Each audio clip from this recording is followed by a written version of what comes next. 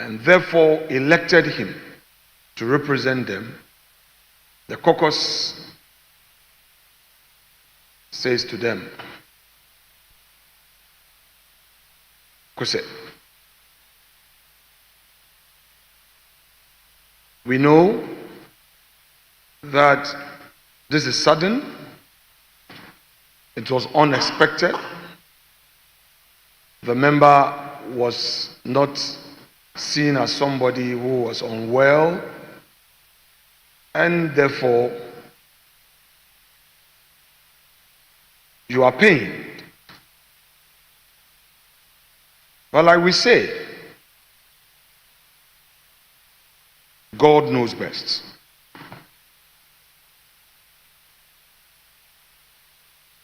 Speaker,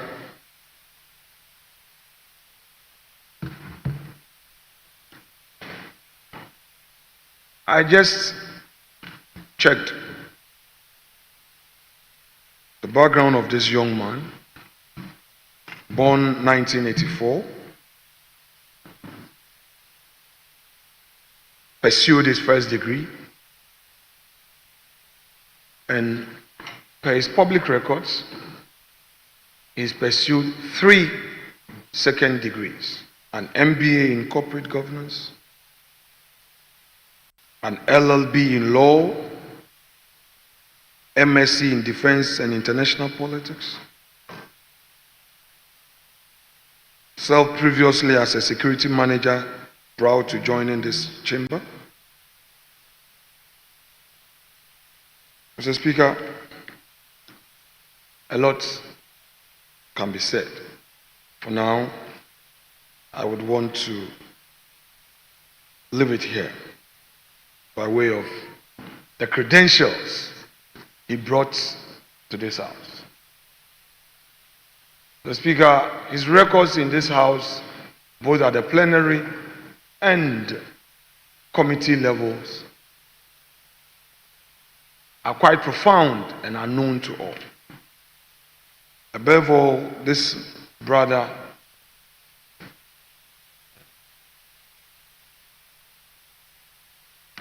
had all that anybody would want to have in a brother.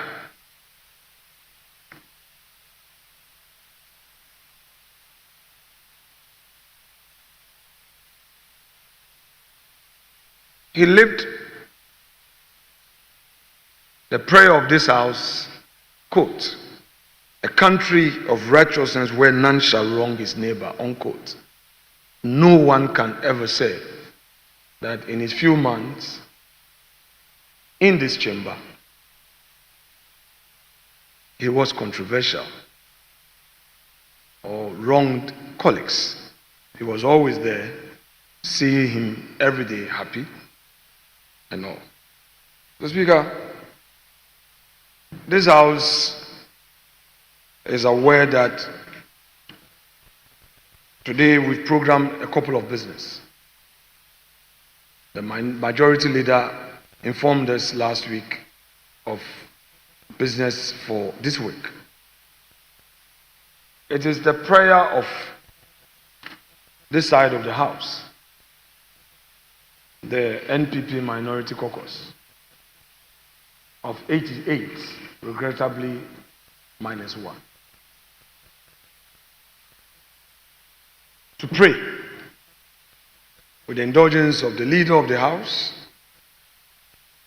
that today's proceedings be terminated as we observe a minute of silence in his honor.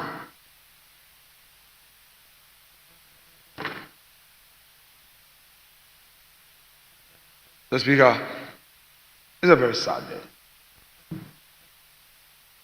Sad day to a family, to a constituency, to democracy, to parliament, and to the people of Ghana.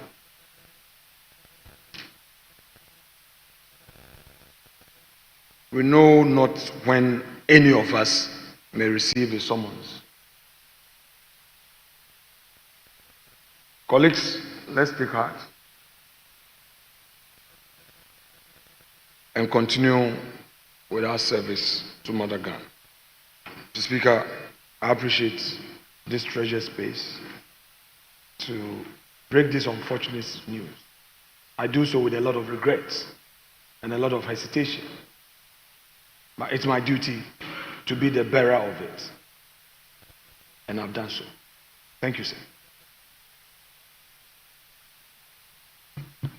Yes. Majority Leader. Yeah, right, Honorable Speaker. Definitely and arguably this is one of the saddest days of this House. Like he said, I saw on the platform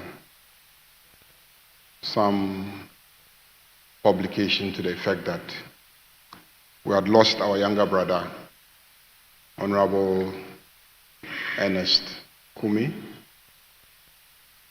But I didn't believe it. I just thought, in this our politics, sometimes people put out all sort of things. So I just thought it was. And then I got another message that said, Leader, it's serious, it's true. It's published by Joy News and other credible news platforms. And I really was saddened by the development. Very young, just a little over 40 years. Very bright, as the Minority Leader has presented vividly. Within a short period, he had strung a number of degrees in diverse fields of study, showing that this is a very studious young man. At that age, he believed in democracy. He participated and effectively, and as a result, took a constituency as weighty as Akwatia from within his party and in the general elections. So this is a young man full of promise for the store of knowledge, intellect, promise for store of energy that this House needs to sustain it. The prime of his life, like the Minority Leader has indicated, he has everything that a young man of his age will need. And to be taken away from us at this stage in his life is not only a loss to his family, it's not only a loss to Akwatia as a constituency, it's a loss to Ghana because we wouldn't know where he would have ended up in terms of the leadership of this country. And we may never know what we have missed by losing him so early in his political career.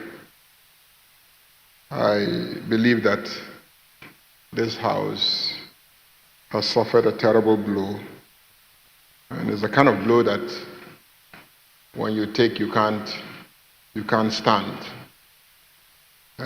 Even sitting will be a problem. And so I join my colleague to appeal to colleagues here and then Right Honorable Speaker that we do take an adjournment for today, and tomorrow we can come back and put ourselves together to be able to conduct public business. I know this is not a time for reading tributes. The family is still struggling to come to terms with what has happened. His constituency is still struggling to come to terms with what has happened.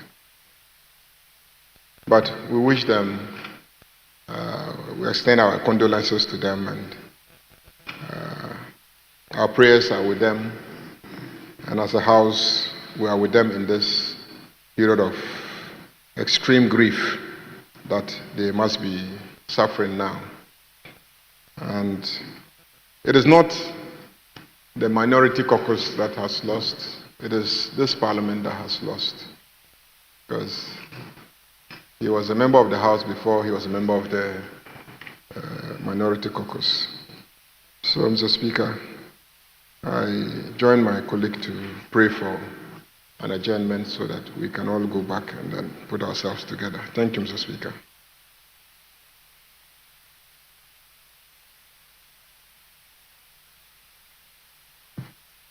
Honourable members, may we observe a minute silence.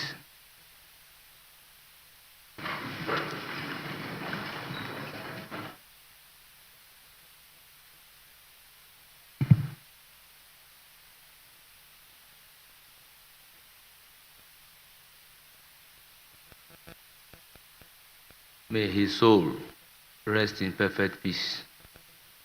Amen.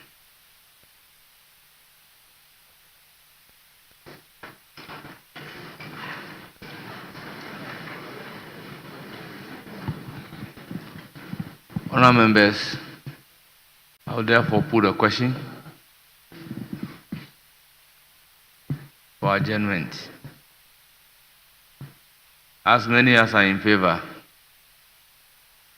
of adjournment, say aye. Those against say no.